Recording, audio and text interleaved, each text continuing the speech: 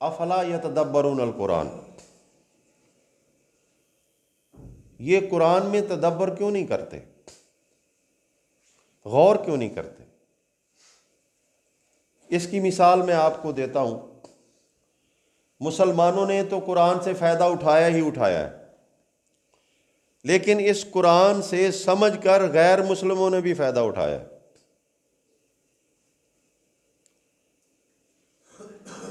Europe کے اندر جو آج ہم دیکھتے ہیں کہ بہت بڑے ترقی یافتہ لوگ ہیں، فلاں ہیں، بڑی مثالیں بیان کرتے ہیں ہم ان کی، اور اپنے آپ کو ان سے کم تر سمجھتے ہیں، تیسرے درجے کی دنیا۔ مادی لحاظ سے ان لوگوں نے قرآن سے رہنمائی لے کر، سیکھ کر، انہوں نے سائنس کے اندر آ کر بڑی بڑی ایجادات کی ہیں۔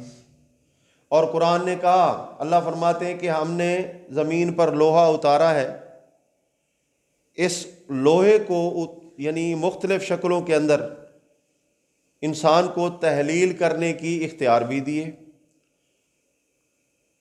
آج تک کسی مسلمان نے کسی ٹینک کی ابتدا نہیں کی، توپ گولے کی ابتدا نہیں کی، کوئی فیکٹری نہیں بنائی، کوئی انجن نہیں بنایا، حتیٰ کہ یہاں تک کہ موٹر سائیکل تک نہیں بنا سکے۔ دوسروں کی نقل، دوسروں کا مٹیریل لے کر پھر اس کے پارٹس جو ہیں اکٹھے کر کے یہ اپنے نام سے چلا رہے ہیں، آج تک نقل کر رہے ہیں۔ اس کی وجہ یہ ہے کہ انہوں نے قرآن کی اس حقیقت کو سمجھا ہی نہیں ہے۔ غیر مسلموں نے اس بات کو سمجھا کہ جو کچھ اللہ تعالیٰ نے مسخر کیا انسان کے لیے، لازمی اس کے اندر کوئی نہ کوئی فائدہ ہے، تو کیوں نہ وہ فائدہ ڈھونڈا جائے۔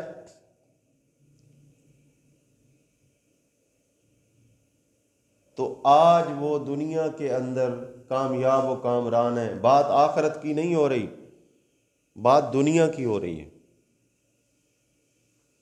اور مسلمان صرف اس بات کے اوپر کھڑا ہوا ہے کہ جی دین کے اندر فقر ہے، غربت ہے، فلاں ہے، لہٰذا میں غربت میں ہوں، میں پس رہا ہوں، میں غلام ہوں، لہٰذا میں صحیح دین پر ہوں۔ بس ہمیشہ کی غربت، ہمیشہ کی غلامی، ہمیشہ کی محرومی کبھی بھی مسلمانوں کے اوپر نہیں رہی۔ اللہ تعالیٰ فرماتے ہیں سورہ اعراف کے اندر، لو ان اہل القری آمنوا واتقوا لفتحنا علیہم برکات من السماء والارض۔ اگر یہ ایماندار ملکوں، شہروں، بستیوں کے رہنے والے اللہ کے ساتھ یقین کر کے ایمان لاتے اور پھر تقوی اختیار کرتے، تو ہم زمین و آسمان کی برکتیں ان کے اوپر اڈیل دیتے جیسے بارش برستی ہے۔ غیر مسلموں کے اندر کوئی زکوٰۃ کا نظام نہیں ہے، مسلمانوں کے اندر زکوٰۃ کا نظام ہے۔ کیوں ہے؟ اس کی لاجک کو سمجھو۔ اس لیے کہ مسلمانوں کے پاس مال ہوتا ہے، یہ بھوکے ننگے نہیں ہوتے۔ مال ہوتا ہے اس لیے اس کے اندر زکوٰۃ رکھی گئی ہے تاکہ جو کمزور لوگ ہیں ان کے اندر یہ حق ان کا دیا جائے۔ لیکن ہم یہ سمجھتے ہیں کہ ہم کمزور کو خیرات دے رہے ہیں۔ یہ نظام اسلام ہے، یہ حق رکھتا ہے، یہ خیرات نہیں سمجھتا۔ حق جو ہے حقدار تک جانا، یہ فرض ہے، یہ لازم ہے، یہ قرض ہے۔ اگر اسلامی شعار کے مطابق زندگی گزارنا شروع کر دو تو اللہ کا وعدہ ہے کہ یہ زمین تمہارے لیے جنت بن جائے، نعمتیں تمہارے اوپر اڈیل دی جائیں۔ تم کبھی غیر مسلموں اور یورپ کی طرف آنکھیں اٹھا کر نہ دیکھو کہ اب نوالا پھینکیں گے اور ہم آگے بڑھ کر اپنے منہ سے اس کو دبوچ لیں گے۔ ایسا نہیں ہو سکتا۔ قرآن کہتا ہے ضربت علیہم الذلۃ والمسکنۃ وباؤوا بغضب من اللہ۔ ایک کہانی دہراتا ہے قرآن، یہود و نصارہ کی نافرمانیوں اور بے دینی کی وجہ سے ذلت والمسکنہ، ذلت ان کا مقدر بنا دی گئی، اور غربت اور فقیری اور در در کے دھکے کھانا ان کے لیے لازم کر دیا گیا۔ وباؤ بغضب من اللہ، اس لیے کہ اللہ کا غضب ان کے اوپر تھا۔ بھائی بھوک، افلاس اور فقیری اور در در کی ٹھوکریں، ضلالت، یہ اللہ کی رحمت نہیں ہے، یہ اللہ کا غضب ہے۔ مسلمان سوچے کہ کس وجہ سے یہ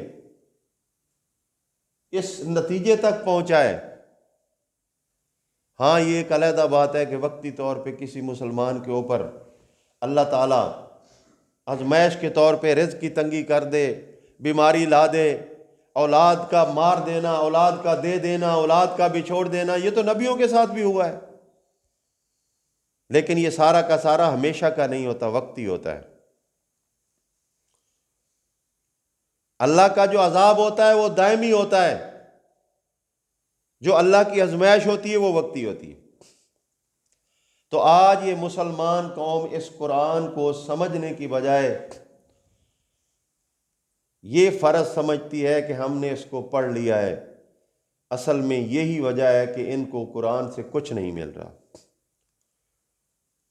ایک غلط لائن پہ ان کو چلا دیا گیا ہے کہ اتنا قرآن پڑھ لو، اتنا ثواب، اتنا پڑھ لو، اتنا ثواب، اتنا پڑھ لو۔ گھروں کے اندر بھی عورتیں پڑھتی رہتی ہیں، بیچاری پڑھتی رہتی ہیں۔ یہ ذہن بن چکا ہے کہ قرآن پڑھ لیا ہے، بڑا ثواب ہے، بڑا ثواب ہے، بڑا ثواب ہے۔ ارے ثواب کا مطلب بدلہ ہے، تو بدلے کے لیے آپ نے کیا کیا ہے؟ کیا کیا ہے آپ نے؟ اللہ تعالیٰ عمل کی بات کرتا ہے۔ واللہ بصیر بما یعملون، اللہ تعالیٰ دیکھتا ہے جو یہ عمل کر رہے ہیں۔ عمل تو ہمارا ہے نہیں اس پہ۔ جب یہ بات ختم ہوگی تو پھر لوگ اللہ کی کتاب کی طرف آئیں گے، پھر اس کو سمجھیں گے، غور کریں گے، فکر کریں گے۔ تو آئیے آج اللہ کی کتاب کو تھوڑا سا سمجھنے کی کوشش کرتے ہیں۔ مسلمان ہونے کے بعد انسان اللہ سے التجا کرتا ہے، اہدنا الصراط المستقیم۔ ہر نماز میں ہو رہی ہے، ہر کلمہ گو کر رہا ہے، ہمیں وہ مضبوط راستے پہ چلا، ہمارے سامنے وہ راستہ لے آ جس پہ ہم آسانی کے ساتھ چل سکیں، کیونکہ ہم نے گمراہی اور ذلت کو ترک کر دیا ہے۔ اب جو راستہ مانگتا ہے وہ راستہ ڈھونڈتا بھی ہے یا نہیں؟ سوال ہے۔ ایک بندہ صبح گھر سے جب نیند سے بیدار ہوتا کہتا ہے یا اللہ نیک روزی دینا، حلال روزی دینا، برکت والی روزی دینا، اور پھر وہ گھر اسی طرح بستر کے اندر لیٹ جائے تو کیا مل جائے گی؟ یا وہ نیت کر کے روزی کے اصول کے لیے جائے گا؟ اس کی دعا تب فائدہ مند ہوگی کہ جو مانگ رہا ہے اس کے لیے کچھ کر رہا ہے۔ اور مسلمان تو دنیا کے عارضی اور قلیل فائدے کے لیے اتنا سمجھدار ہے کہ مانگتا اللہ سے ہے، کرتا خود ہے، اور یقین ہے کہ جب باہر نہیں نکلوں گا، گھر کا دروازہ باہر نہیں جاؤں گا، تو اس وقت تک مجھے دعاؤں سے کچھ نہیں ملے گا۔ دعا تو تعلق ہے، غیبی مدد مانگنی ہے اللہ سے، لیکن ظاہری طور پہ اللہ نے آپ کو جو کچھ دیا اس کا استعمال کرنا ضروری ہے۔ اب ہم نماز میں کہتے ہیں اہدنا الصراط المستقیم، اللہ نے کہا ٹھیک ہے، تو نے مانگ لیا ہے نا، مانگ لے، مانگا کر، لیکن اصل بات میں تجھے آگے چل کے بتاؤں گا کہ مانگنے کے بعد کرنا کیا ہے۔ صراط الذین انعمت علیہم، یہ ہمارے احساسات ہیں، ہمارے جذبات ہیں کہ ہم غلط راہ پہ نہیں جاتے۔ مسلم مومن کبھی غلط راستے پہ نہیں جاتا۔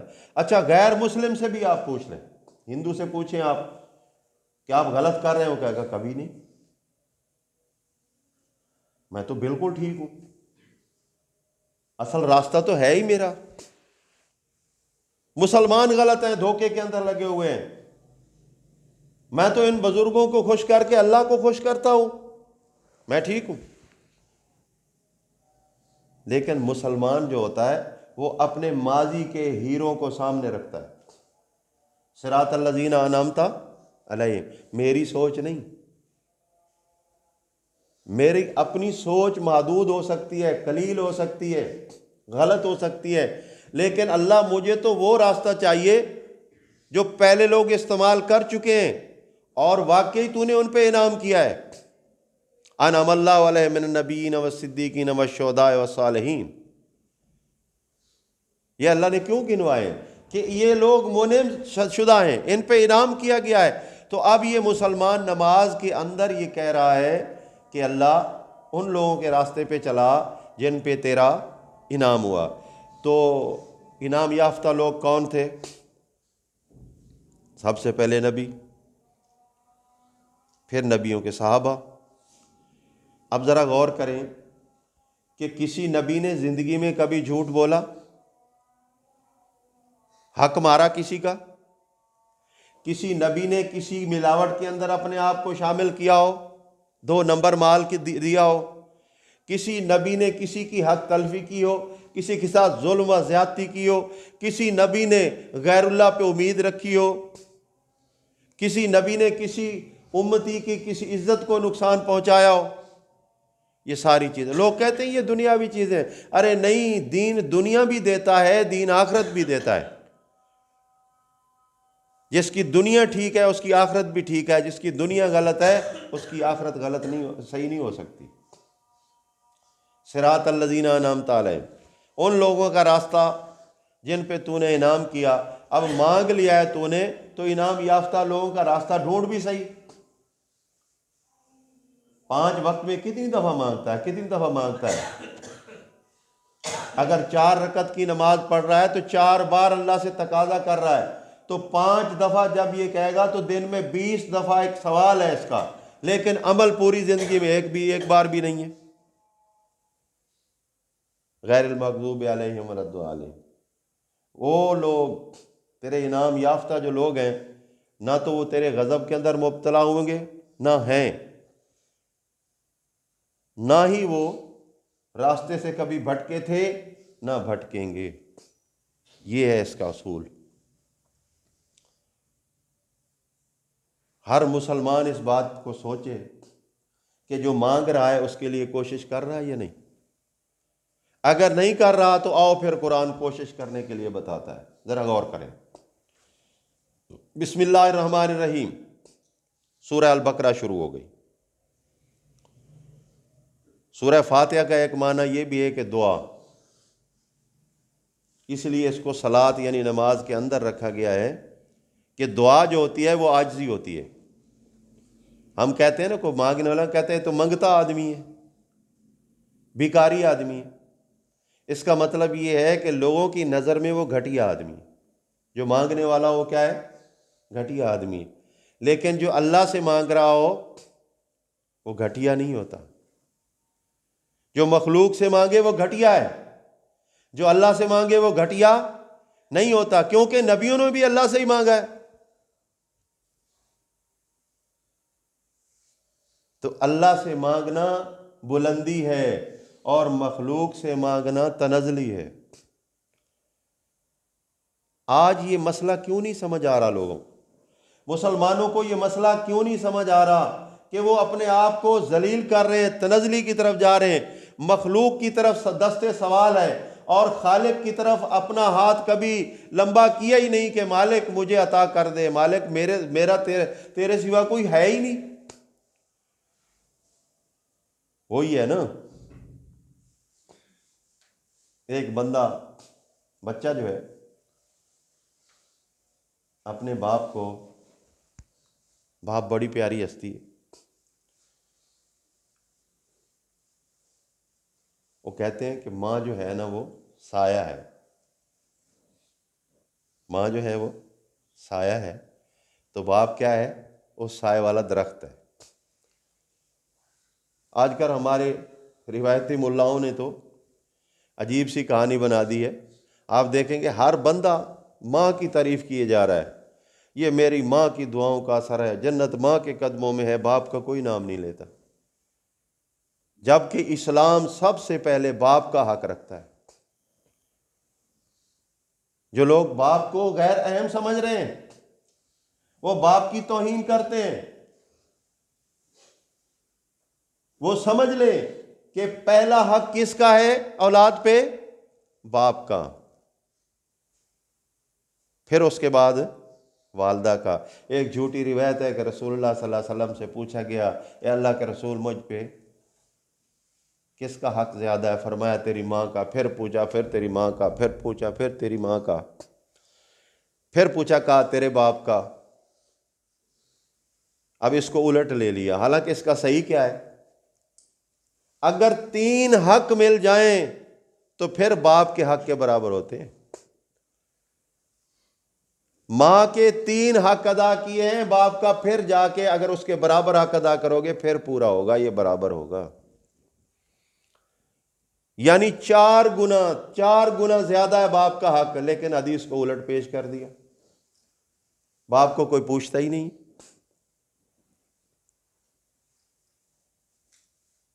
ہاں جی، فرمایا تیری دعا میں نے سن لی،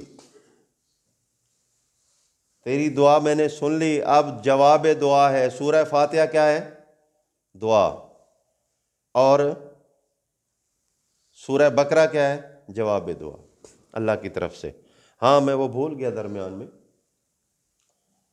کہ ایک بچہ جب باپ کو پکارتا ہے ابو جی، کہتا ہے جی بیٹا،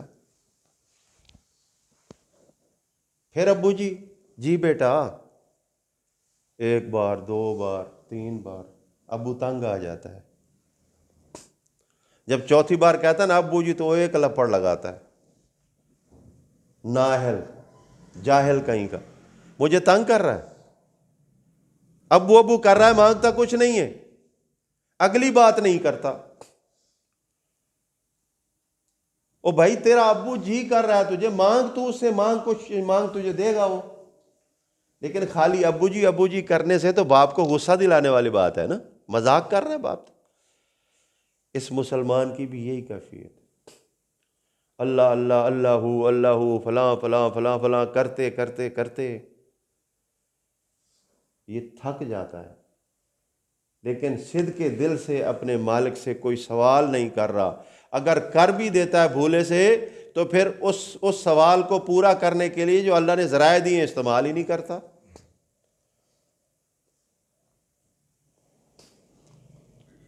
جواب دعا سنی، الف لام میم حروف مقطعات ہیں،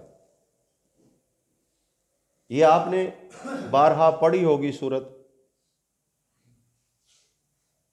لیکن یقین سے کہتا ہوں کہ بہت سارے لوگ سمجھتے نہیں ہیں، پڑھتے ہیں۔ آج للہ سمجھیے کہ ہاتھ باندھ کر جب اللہ سے ہم نے مانگا، دنیا سے کٹ گئے، کتنا قرب کا معاملہ ہے۔ اللہ کے رسول فرماتے ہیں الصلاۃ معراج المومنین،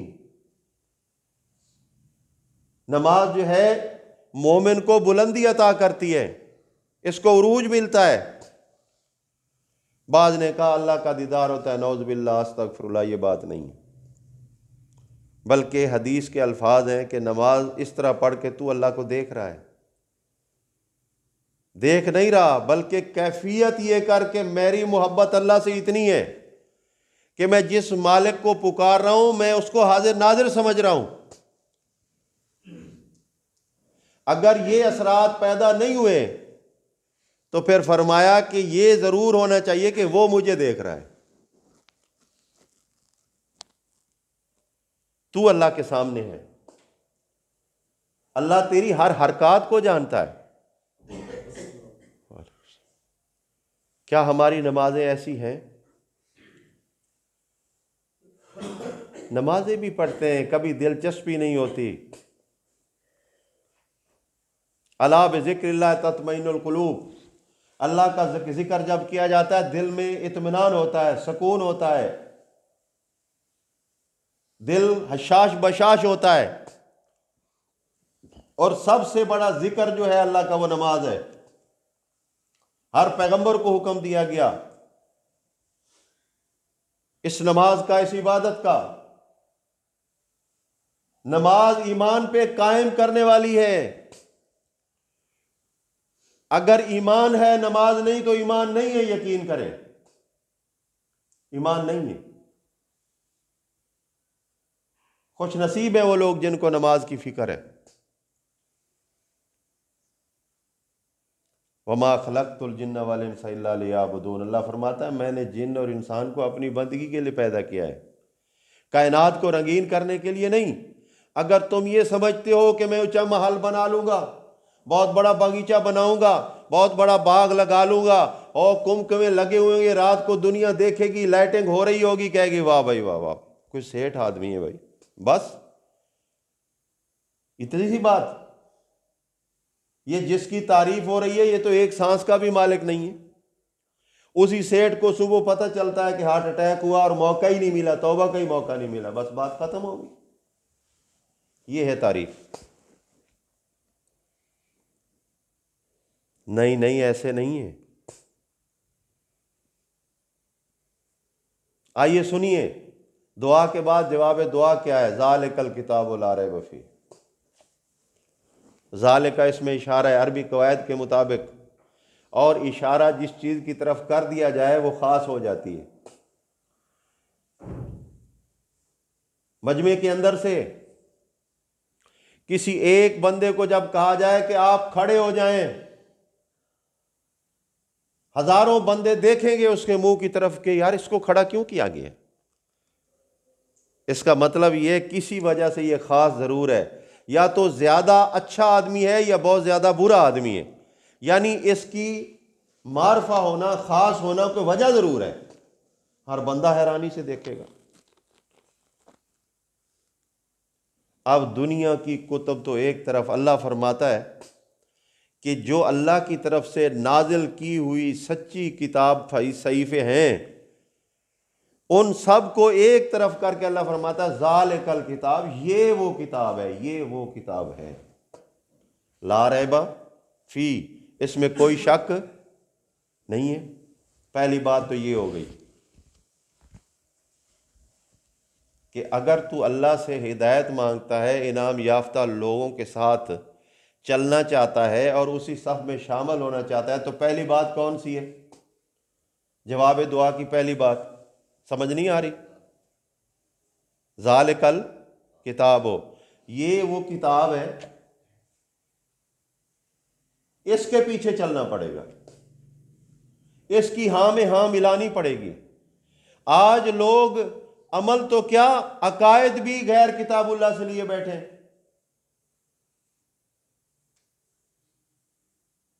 دیکھ لیں آپ کتنا بڑا ذخیرہ ہے، یہ فقہ ہے، یہ تفسیر ہے، یہ فلاں ہے، یہ فلاں ہے، پھر اس کے بعد آگے حدیث ہے، پھر محققین کی ایک تحقیق ہے، سب کچھ ہوگا، ہوگا مانتے ہیں ہوگا، لیکن ذرا اللہ کے رسول کی بات تو سنیے۔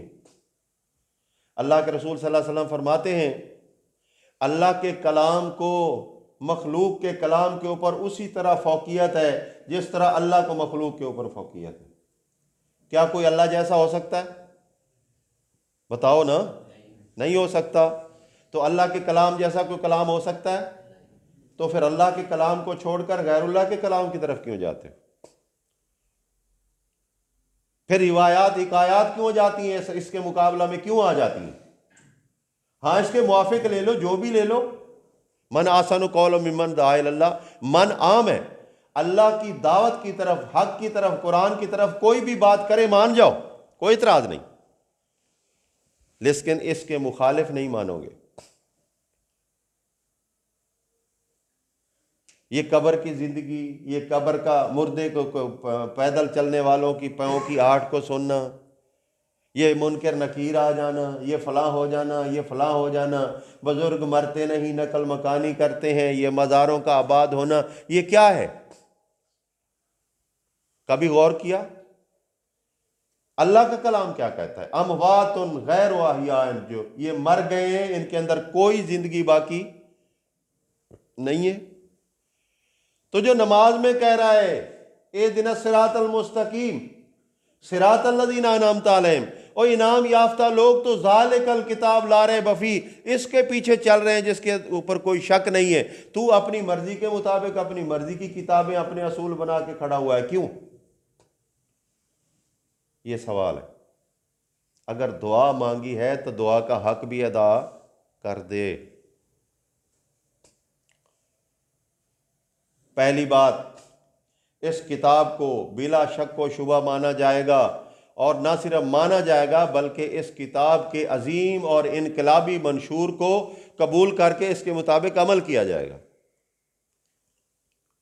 مولوی خطبہ دیتا ہے، اہل بیت کا ذکر کثرت سے کرے گا، عبد القادر جیلانی کا ذکر کثرت سے کرے گا، پورا خطبہ گھنٹے کا بزرگوں کی شان اور ان کی پیدائش، ان کے باپ اور ان کے فلاں اور ان کے فلاں سب میں گن کر اللہ اکبر کر کے نماز پڑھا دے گا۔ کیا رسول اللہ صلی اللہ علیہ وسلم نے جب خطبہ جمعہ دیا، کوئی صاحب یہ بتا سکتا ہے کہ اس نے خطبہ کے اندر اپنے آباء و اجداد کا ذکر کیا ہو، اللہ کا ذکر نہ کیا ہو؟ سارے فرقے اس بات میں متفق ہیں۔ آؤ ذرا خطبہ رسول جو ہے اس سے پہلے دعا کون سی اللہ کے رسول پڑھا کرتے تھے؟ الحمدللہ۔ کیا دعا ہے؟ الحمدللہ۔ معنی کیا ہے؟ ساری تعریف اللہ کے لیے۔ وہی اللہ آ گیا، خاص آ گیا نا، ساری تعریف اللہ کے لیے۔ نحمدہ، ہم سارے اسی کی حمد کرتے ہیں، سارے جو متکلم ہیں وہ بھی اور جو صاحب ہیں وہ بھی، سب جو ہیں خطبہ کے اندر بیٹھے ہوئے۔ یہ اعلان نبی صلی اللہ علیہ وسلم تھا کہ سارے کے سارے اس بات پہ گواہ ہو جاؤ کہ ہم اللہ کے علاوہ کسی کی تعریف نہیں کرتے۔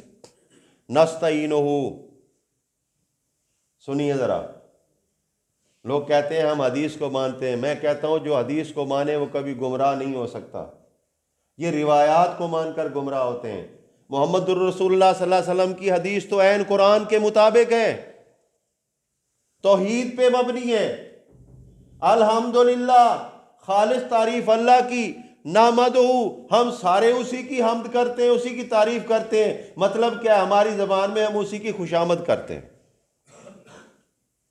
اسی کا کلمہ بجا لاتے ہیں۔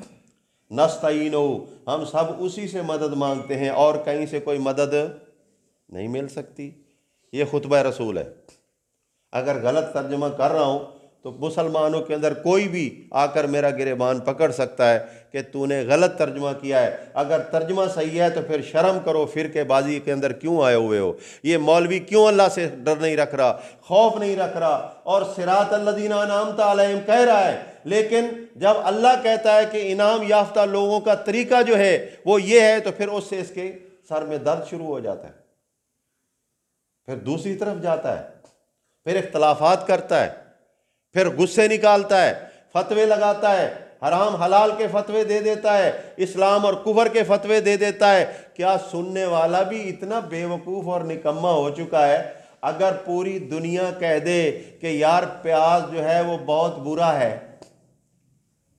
گھر کی ضرورت ہے نا، پیاز بہت بری چیز ہے، لیکن اس کو پتہ ہے کہ پیاز کے بغیر ہانڈی نہیں بنتی۔ خالی پیاز ایک چھوٹی سی چیز ہے، گھر کے استعمال کی عام سی چھوٹی سی چیز ہے، لیکن وہ کہے گا چلو چلو کام کرو، مجھے پتہ ہے میں شروع سے یہ استعمال کر رہا ہوں، پیاز بہت اچھی چیز ہے، کھانے میں لذت پیدا ہوتی ہے، معدے کے لیے فائدہ مند ہے، بہت سی بیماریوں کا علاج اللہ نے رکھا ہے۔ وہ آپ کو 10 تعریفیں سنا دے گا، کبھی نہیں رکے گا، پیاز لے کر آئے گا۔ یہ ہے اس کا یقین ایک پیاز کے اوپر۔ ایک پیاز اللہ کی نعمت ہے، لیکن قرآن کے اوپر جو اللہ کی سب سے بڑی نعمت ہے، اس کے اوپر یقین کی یہ کیفیت ہے کہ جو کوئی کہہ دے اسی کی بات مان لیتا ہے، قرآن کی بات نہیں مانتا۔ آج ہماری پستی کی اصل وجہ یہ، اس کتاب کے پیچھے چلنا پڑے گا۔ اور کتاب یہ کیا کہے گی پھر؟ سب سے پہلی بات سورہ فرقان پڑھیے۔ اللہ تعالیٰ فرماتا ہے، اللہ نے حرام کر دیا ہے انسانوں کے اوپر کہ وہ اللہ کا شریک نہ بنائے۔ شریک تو لوگ کہتے ہیں ہم نہیں بناتے، لیکن شریک کے مطلب کا پتہ نہیں ہوتا۔ شریک کا مطلب یہ عربی کا لفظ ہے جس کا اردو مفہوم ہے حصے دار۔ خونی شراکت، ہم کہہ دیتے ہیں نا یہ ہمارا شریک ہے، ہمارا شریک ہے، یہ فساد کرتا ہے۔ شریک ہوتا کون ہے؟ جو خاندان سے ہو یا خون سے ہو، اس کو شریک کہتے ہیں نا۔ ہمسائے کو تو شریک نہیں کہتے۔ شریکہ برادری پنجابی میں بھی لفظ موجود ہے۔ تو ہم اس کو عربی والے شریک کو کیوں نہیں سمجھ رہے؟ کہتے ہیں اللہ کا کوئی شریک نہیں ہے، اور کہتے ہیں اللہ اور رسول میں کوئی فرق بھی نہیں ہے، یعنی رسول ہے اللہ ہے اور اللہ ہے تو رسول ہے۔ تو وہ کہتا تھا جو عرش پہ مستوی تھا خدا ہو کر، اب یہ سنیے ذرا، یہ شرک کرتا یا نہیں کرتا؟ جو عرش پہ مستوی تھا خدا ہو کر، مدینے میں اتر پڑا مصطفیٰ ہو کر، ٹھیک ہے؟ سوچ مسلمان، ٹھیک ہے؟ یہ صوفی صاحب کہہ رہا ہے، یہ مولوی صاحب کہہ رہا ہے، یہ خطبہ جمعہ کے اندر شعر پڑھ کے سنا رہا ہے، اور سننے والے پاگلوں کی طرح سر ہلا رہے ہیں، سبحان اللہ سبحان اللہ، اوے استغفر اللہ کہو، اعوذ باللہ پڑھو۔ یہ تو اللہ پہ بہتان ہو رہا ہے، رسول اللہ پہ بہتان ہو رہا ہے۔ کبھی آپ نے کلمہ پڑھا ہے لا الہ الا اللہ، اللہ کے سوا کوئی الہ نہیں ہے، اور محمد رسول اللہ کیا ہے؟ اللہ یا اللہ کے رسول؟ فیصلہ کرو نا۔ محمد اللہ کے رسول ہیں، اللہ نہیں ہے۔ رسول کہتے ہیں کسی حاکم کے حکم کو لے کر آگے پہنچانے والا۔ لیکن جو کہے آپ کو کہ عرش پہ مستوی تھا خدا ہو کر، مدینے میں اتر پڑا مصطفیٰ ہو کر، تو کیا کہنا چاہیے؟ استغفر اللہ کہنا چاہیے، معافی مانگنی چاہیے، ایسے کلمے سے بچنا چاہیے۔ لیکن بہرحال اب یہ کتاب آپ کے سامنے ہے، مضمون بہت طویل ہے، لمبا ہے، خطبہ جمعہ ہے۔ آپ کو صرف اس کا مفہوم بتاتا ہوں، تفسیر اللہ سے دعا کرتے ہوئے جب آپ پڑھیں گے تو آپ کے ذہن میں اللہ خود ڈال دے گا انشاءاللہ۔ لیکن شرط یہ ہے کہ قرآن کو سمجھنا ہے، سب سے پہلے تو نماز کو ہی سمجھنا ہے، اور پھر رسول اللہ صلی اللہ علیہ وسلم کے خطبے کو سمجھنا ہے۔ کوئی اللہ جانتا ہے مولوی، کوئی اہل تشیع کا عالم بھی انکار نہیں کرے گا کہ یہ اللہ کے رسول کا خطبہ نہیں ہے یا اس کا ترجمہ نہیں ہے۔ نستعینہ، ہم مدد کس سے مانگتے ہیں؟ اللہ سے، کیونکہ نماز میں کہہ رہے ہیں نا ایاک نعبد و ایاک نستعین، ایاک خاص تیری عبادت کرتے ہیں، یعنی اور کسی کی کوئی عبادت نہیں ہے۔ مانگنا، ڈرنا، خیرات کرنا، جھکنا، خوش کرنا، یہ ساری چیزیں عبادت میں آتی ہیں، اللہ کے علاوہ کسی کے لیے نہیں ہوں گی۔ تو مزار پہ دیگیں کیوں پکڑیں گے؟ میلاد کے حلوے کیوں بانٹے جا رہے ہیں؟ کس کے لیے میلاد ہے؟ اللہ کے لیے، رسول اللہ کے لیے؟ سوال ہے یار، اللہ کا کون میلاد مناتا ہے؟ اور رسول اللہ کا منایا جا رہا ہے۔ 11ویں عبد القادر جیلانی کی منائی جا رہی ہے، اور اس بزرگوں، قبروں اور آستانوں اور مزاروں پہ منائے جاتے ہیں۔ کیا یہ نیک کام ہے یا نہیں ہے؟ جو کرتے ہیں ان سے پوچھ رہا ہوں، وہ تو بہت نیکی سمجھتے ہیں، تو عبادت ہو گیا نا؟ دو کام ہے، یا نیکی ہے یا گناہ ہے۔ اگر یہ نیکی نہیں ہے تو گناہ ہوگا نا۔ اللہ فرماتا ہے خبردار خبردار، سورہ فرقان پڑھیے، لا تشرکوا باللہ، اللہ کے ساتھ کسی کو شریک نہیں کرنا۔ دوسری بات، زنا نہیں کرنا۔ زنا کی بڑی تفصیل ہے، آنکھ سے لے کر زنا شروع ہو جاتا ہے۔ بیہودہ نظر دیکھنا زنا کی پہلی سیڑھی ہے، بیہودہ بات سننا زنا کی دوسری سیڑھی ہے، بیہودہ بات منہ سے نکالنا زنا کی تیسری سیڑھی ہے۔ اسی طرح دل کے اندر جب خواہش کرنا تو زنا کی یہ چوتھی سیڑھی ہے۔ بالآخر سیڑھیاں زنا چڑھتے چڑھتے آخری سٹیج پہ یہ ہوتا ہے کہ جو اللہ نے حرام کیا ہے، غیر محرم مرد اور غیر محرم عورت کا ملاپ، تو اس حد کو جب انسان توڑ لیتا ہے تو پھر یہ زنا مکمل ہو جاتا ہے۔ ہم کتنے اپنی اولاد کے فکر مند ہیں یار، دیکھا نہیں ہے، خالی پتہ چل جائے، کوئی بتا دے تیرا بیٹا یار سگریٹ پی رہا تھا، باپ پہ کیا گزرتی ہے؟ سمجھائے گا، نہیں سمجھے گا، پھر تھپڑ مارے گا، ماں دوڑتی ہوئی آئے گی، کیوں مار رہے ہو بیٹے کو، کیوں مار رہے ہو؟ کہے گا آج سگریٹ پیتا ہے، کل چرس پیے گا، پرسوں شراب پیے گا، یہ آہستہ آہستہ بڑھے گا، میں یہیں روکنا چاہتا ہوں اس کو۔ تو بالکل اسی طرح نافرمانی اور برائی کی سٹیجیں ہیں۔ ایک انسان جب ہلکی سٹیج کے اندر آتا ہے تو اس سے جب اگلی سٹیج پہ جاتا ہے تو وہ اور زیادہ گناہ کے قریب ہوتا ہے، وہ اور زیادہ گناہ کے قریب ہوتا ہے۔ ہم کیوں نہیں سمجھتے اس بات کو کہ اللہ کی حدود کو توڑ رہے ہیں، حرام و حلال کی تمیز ختم کر رہے ہیں، ملاوٹ ہمارے اندر ہے، بے ایمانی ہمارے اندر ہے، جھوٹ ہمارے اندر ہے، 2 نمبر مال ہمارے اندر ہے۔ بلکہ حدیث کے اندر آ رہا ہے کہ جو شخص قسمیں کھا کر اپنا حلال مال بھی بیچتا ہے تو اس کے اندر سے برکت ختم ہو جاتی ہے۔ صحیح مال پہ بھی قسم نہیں کھانی چاہیے۔ لوگ تو 2 نمبر مال پہ قسمیں کھاتے ہیں۔ اللہ کی قسم ہے بھائی یہ بالکل کھرا ہے اور مجھے اتنے میں پڑ رہا ہے، میں آپ کو دے رہا ہوں۔ کتنا بڑا جھوٹ ہے۔ اگر تو اتنے میں ہی دے رہے جتنے میں لیا ہے تو یہاں بیٹھا کیوں ہے تو؟ جھوٹ در جھوٹ۔ اور یہ کتاب جھوٹ سے بھی منع کرتی ہے، یہ کتاب شرک سے بھی منع کرتی ہے، یہ کتاب زنا سے بھی منع کرتی ہے، یہ کتاب غیبت اور چغلی سے بھی منع کرتی ہے، یہ کتاب قطع ارحام سے بھی منع کرتی ہے۔ لوگ قطع کر دیتے ہیں، بھائی سے بھائی جدا ہو جاتا ہے، ایک بھائی بھوکا مر رہا ہے، دوسرا بھائی عیش و عشرت میں ہے، اور وہ سوچتا ہے اللہ کرے اور بھوکا ہو جائے تاکہ یہ میرے پاؤں میں آ کر گرے۔ یقین کر لو، میں مثال انسانوں پہ نہیں دے رہا لیکن سمجھانے کے لیے دے رہا ہوں۔ جانوروں میں بھی جب دوستی ہو جائے تو وہ مل کر کھاتے ہیں۔ کبھی آپ نے جانوروں دیکھا ہو، ایک کھرلی پہ جب جانور اکٹھے کھا رہے ہوں تو ان میں سے کسی ایک کو علیحدہ کر کے دکھاؤ تو سارے جانور چیخنے لگیں گے، وہ اپنا چارہ چھوڑ دیں گے، یہاں تک کہ کتے کے اندر دوستی ہو جائے تو کتا بھی کتے کے ساتھ مل کر رہتا ہے۔ یہاں خون کا رشتہ ہے، قرابت کا رشتہ ہے، لیکن اس کو اتنا ذلیل اور رسوا کر دیا جاتا ہے کہ جس کی انتہا نہیں۔ یہ انسان ہے، یہی انسان ہے۔ استغفر اللہ، یہ انسان نہیں ہے۔ قرآن کہتا ہے اولئک کالانعام بل ھم اضل، بلکہ یہ جانور ہے، جانور سے بھی بدتر ہے۔ کیوں ہے؟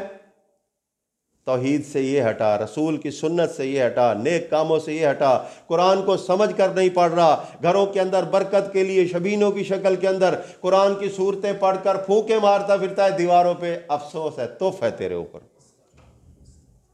قرآن دلوں کے اندر روشنی کرنے والی کتاب، اور تو دیواروں کو روشن کر رہا ہے۔ عقل تیری ماری گئی ہے، پھر کہتا ہے الحمدللہ میں مسلمان ہوں۔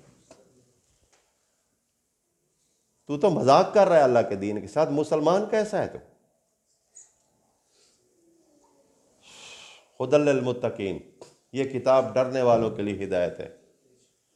الذین یؤمنون بالغیب، جو ایمان رکھتے ہیں کہ اللہ مدد کرتا ہے، بغیر اسباب کے مدد کرتا ہے۔ تو مخلوق کی طرف جاتا ہے، اسباب کی طرف بھاگتا ہے، اور جہاں اسباب نہیں ہے وہاں بھی بھاگا پھرتا ہے۔ جو مردے کے اوپر جا کر مانگ رہا ہے، اسباب تو ختم ہو گئے نا۔ جو مر گیا اسباب ختم ہو گئے، چاہے کتنا بڑا کیوں نہ ہو۔ اللہ کے رسول صلی اللہ علیہ وسلم جب فوت ہوئے تو فوت ہونے کے بعد وہ 3-4 ماہ کا عرصہ گزر گیا، مکے کی وادی میں بارش نہیں آ رہی تھی۔ اللہ کے رسول کی سنت تھی کہ جب بارش نہ ہوتی صحابہ کو لے کر جاتے اور میدان میں گرمی کے اندر 2 رکعت نماز پڑھتے دھوپ کے اندر، پھر اللہ سے دعا کرتے، اللہ تعالیٰ بارش دے دیتا۔ عباس رضی اللہ تعالیٰ عنہ کے پاس لوگ آئے کہ آپ اللہ کے رسول کے رشتہ دار بھی ہیں اور ایمان میں بھی پکے ہیں اور علم والے بھی ہیں۔ پہلے اللہ کے رسول سے ہم دعائیں کرواتے تھے، آج آپ چلیے، رسول تو ہم میں موجود نہیں ہے۔ پاکستان کا کوئی بریلوی ہوتا نا تو جا کر قبر پہ کھڑا تھا، سونیا میں آ گیا ہے، اور سونیا میں آ گیا۔ وہ صحابی ہے جو کہتا ہے فدا کا ابی و امی یا رسول اللہ، اے اللہ کے رسول میری ماں بھی تجھ پر قربان، میرا باپ بھی تجھ پر قربان۔ تو خالی اپنا قبیلہ نہیں قربان کر سکتا، اپنی رسم نہیں قربان کر سکتا، لیکن وہ صحابی قرآن کو سمجھتا ہے، وہ رسول اللہ کی شان کو سمجھتا ہے، اس کو پتہ ہے رسول فوت ہو گیا، اب یہ سنے گا نہیں، لہذا رسول کے چچا کے پاس گیا۔ رسول اللہ صلی اللہ علیہ وسلم کے چچا گئے ساتھیوں کے ساتھ اور جا کر 2 رکعت نماز پڑھی، اور کہا یا اللہ اس سے پہلے تیرا رسول تجھ سے مانگا کرتا تھا، میں تیرا رسول نہیں ہوں لیکن تیرے رسول کا امتی ضرور ہوں، اے اللہ مجھے شرمندہ نہ کرنا۔ اور تاریخ لکھتی ہے کہ جو ہی دعا سے فارغ ہوئے اللہ تعالیٰ نے بادل بھیجے اور بارش آ گئی۔ تو صحابہ نے زندوں سے مانگا ہے، تو قبر پہ جا کے مانگتا ہے، کوئی شرم کر، شرم کر کچھ، ورنہ اگر ٹھیک ہے، بعض لوگ کہتے ہیں نا بس ٹھیک ہے ہمارا مذہب ٹھیک ہے، ٹھیک ہے، چلو ٹھیک ہے، کل پتہ چل جائے گا، وقت تو آنے والا ہے۔ الذین یؤمنون بالغیب، جو غیبی اللہ کی مدد پہ ایمان رکھتے ہیں، ویقیمون الصلاۃ، اور نماز قائم کرتے ہیں۔ ہم سارے 5 وقت پڑھتے ہیں نا نماز الحمدللہ، میرے خیال میں تھوڑی تائید ہو رہی ہے، کوئی فرق ہے، کوئی ہے نا فرق؟ نکال دیجئے، فتویٰ نہیں، مشورہ ہے، نکال دیجئے، کیونکہ کامیاب لوگ جو ہیں ایک تو اللہ پہ یقین رکھتے ہیں، اللہ سے مانگتے ہیں، اللہ کے ساتھ شرک نہیں کرتے، پھر کیا کرتے ہیں؟ یقیمون الصلاۃ، وہ 5 وقت نماز بھی قائم کرتے ہیں، ادا کرتے ہیں، وَمِمَّا رَزَقْنَاهُمْ يُنْفِقُونَ، اور جو اللہ نے ان کو رزق دیا اس میں سے خرچ بھی کرتے ہیں۔ یہاں آ کر بڑی بریک لگتی ہے، یقین کریں، عقل مند وہ ہے جو مال اپنی جان کے فائدے کے لیے اکٹھا کرے، ایسا ہی ہے نا؟ اپنی جان کے فائدے کے لیے مال اکٹھا کرنا عقل مندی ہے، تاکہ میری جان بچ جائے، مشکلات نہ ہوں۔ اور بے عقل وہ ہے جو اپنی جان مال کے لیے لگا دے، اپنی جان، مثال دوں گا، اللہ نے کہا میں نے رزق دیا ہے میرے راستے میں خرچ کرو، تو وہ خرچ جان بچانے کے لیے یا مال بچانے کے لیے؟ جان بچانے کے لیے نا، اپنی جان کو بچانے کے لیے مال لگا دیا، جان اللہ کی پکڑ سے بچا لی، عقل مندی ہے۔ اللہ نے مال دیا ہے، وہ مال بچا رہا ہے، اللہ کہہ رہا ہے جو مال میں نے دیا ہے اگر تم نے زکوٰۃ نہیں دی، سورہ توبہ پڑھ لیجئے، یوم یحمى علیہا فتکوی جباہہم وجنوبہم، قیامت والے دن اس مال کی تختیاں بنا کر جہنم میں لال کر کے پھر ان کی پیٹھیں داغی جائیں گی، ان کے سامنے ماتھے داغے جائیں گے، اور کہا جائے گا ھذا ما کنزتم، یہ تو تھا جو تم نے جمع کیا تھا۔ اس کا مطلب یہ ہوا اس نے جان گوا دی، مال نہیں گوایا۔ مومن جو ہوتا ہے وہ مال گوا دیتا ہے، جان نہیں گواتا۔ کتنے لوگ ہم میں سے زکوٰۃ دے رہے ہیں بھائی؟ سوچ لیں ذرا، یہاں تو فانڈی مصیبت بنا، زکوٰۃ تو تھوڑا سا سال کا حساب کرنا پڑتا ہے نا اللہ کی رضا کے لیے۔ ایک اسرائیلی روایت ہے، لیکن مثالیں بھی بعض دفعہ انسان کو مضبوط کرتی ہیں۔ موسیٰ علیہ السلام جا رہے ہیں،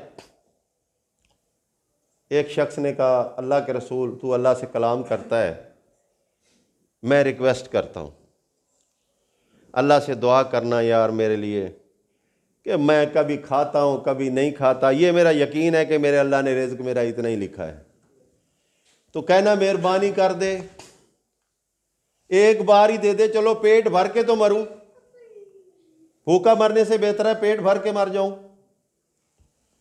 موسیٰ علیہ السلام نے دعا کی، اللہ تعالیٰ نے اس کا سارا رزق جو ہے نا اس تک پہنچا دیا۔ اب اس نے دیکھا جو کھایا اس کے بعد بچا، اس نے کہا یار یہ تو ضائع ہو جائے گا، کیوں نہ اس کو اللہ کے راستے میں دے دوں۔ اس نے اٹھایا اور لوگوں کو دے دیا، شام کو اس سے ڈبل آ گیا، پھر کھایا پھر بانٹ دیا، دوسرے دن اس سے ڈبل آ گیا، ہفتہ کو 2 ہفتے گزرے اور موسیٰ علیہ السلام پھر گزرے، تو بڑی ٹھاٹ باٹ سے جناب چودھری بن کے بیٹھا ہوا تھا، رزق کی فراوانی تھی۔ موسیٰ علیہ السلام نے اللہ رب العزت سے کہا مالک مرضی تو تیری ہے، میں تو شرمندہ ہو گیا نا، میں نے تو کہا تھا سارا رزق دے دے، اب یہ کہاں سے آ گیا؟ تو اللہ نے فرمایا موسیٰ جو مجھے قرض دیتا ہے میں کیوں مقروض رہوں؟ جو مجھے قرض دیتا ہے میں دگنا دیتا ہوں۔ اب اس نے یہ چلاکی پکڑ لی ہے، ہر بار مجھے قرض دے دیتا ہے، مجھے ڈبل کر کے لوٹانا پڑتا ہے۔ جب تک وہ کرتا رہے گا میں ایسا ہی کرتا رہوں گا۔ گو کہ ہے اسرائیلیات میں سے، لیکن سمجھنے کے لیے اگر ہم اللہ کو ادھار دیں، قرض دیں، تو اللہ ڈبل پلٹاتا ہے۔ من ذا الذی یقرض اللہ قرضا حسنا، قرآن کی بات ہے، اپنی بات نہیں کر رہا۔ یہاں زکوٰۃ کوئی دیتا نہیں ہے، دعوت کو چلانے کے لیے فنڈ کوئی دیتا نہیں ہے، کوشش کرتے ہیں۔ دیکھیں، جو استطاعت رکھتا ہے اس سے مشورہ مانگا جائے، وہ کہتا ہے جی تمہاری مرضی ہے، وہ مشورہ نہیں دیتا۔ جو علم رکھتا ہے اس کو علم کی استدعا کی جاتی ہے، بھی اپنے علم سے اس کے مسئلے کا حل کرو، وہ کہتا ہے جی مجھے تو پتہ نہیں۔ جو مال رکھتا ہے اس کو کہا جاتا ہے کہ جی آپ مال لگائیں، کہتا ہے جی سوچیں گے۔ اگر دعوت کے لیے چلنا ہے کہ جناب آپ چلیں ہمارے ساتھ، سوچیں گے جی دعا کرو، دعا کرو، ایک لفظ بولا ہوا ہے دعا کرو۔ او بھائی سارے دعا ہی کر رہے ہیں، تم حیا کرو، کبھی تم بھی حیا کرو، دعا تو ہو رہی ہے۔ یہ دعا کا ہی اثر ہے کہ آپ کو کہا جا رہا ہے چلیں اللہ کے راستے کے اندر، تو سست نہ بنیے۔ قرآن کہتا ہے اگر تم نے اللہ کی نعمت کی قدر نہ کی، اللہ تم کو ہٹا دے گا، تمہاری جگہ اور لوگ کھڑے کر دے گا، اور نہ تم ان کا کچھ بگاڑ سکو گے۔ وہ اللہ کو خوش کریں گے، اللہ ان کو خوش کرے گا۔ آپ کو جو نعمت ملی ہے شکریہ ادا کیجیے۔ میری گزارش کا مقصد یہ تھا، اگر ایمان لائے ہو تو یقین بھی اللہ پہ رکھو۔ اللہ نے حکم دیا ہے کہ میرے راستے میں جہاد کرو، مال سے بھی، علم سے بھی، طاقت سے بھی، عزت سے بھی، ہر لحاظ سے۔ اللہ تمہارا حامی و ناصر ہوگا، اللہ تمہاری مدد کرے گا، کیونکہ اللہ کا اعلان ہے لَقَدْ حَقًّا عَلَيْنَا نَصْرُ الْمُؤْمِنِينَ، میرے اوپر فرض ہے کہ میں مومنوں کی مدد کروں۔ تو اگر ہم اس میں سستی کریں گے تو اللہ کی مدد سے دور ہوں گے، اور یہ بہت بڑی ناکامی اور بہت بڑی تباہی کی بات ہے۔ تو گزارش یہ ہے ساتھیوں سے، آپ بہت ہیں، یہ نہ سمجھیں کہ پوری دنیا آ جائے۔ انقلاب لانے کے لیے آپ بہت ہیں، اور یہ انقلاب انسان اپنے کردار سے لاتا ہے۔ تلوار سے انقلاب اب نہیں آئے گا، یہ جوہری جنگیں، تیر تلوار کی بات ختم ہو چکی۔ اب انقلاب کردار سے ہوگا، جو اچھا ہوگا اللہ اس کو عزت دے گا، جو برا ہوگا اللہ اس کو ذلیل و رسوا کرے گا۔ اللہ سے دعا کرتا ہوں اللہ تعالیٰ مجھے آپ کو سمجھنے اور عمل کرنے کی توفیق عطا فرمائے۔ سبحان ربک رب العزت عما یصفون، وسلام علی المرسلین، والحمد للہ رب العالمین۔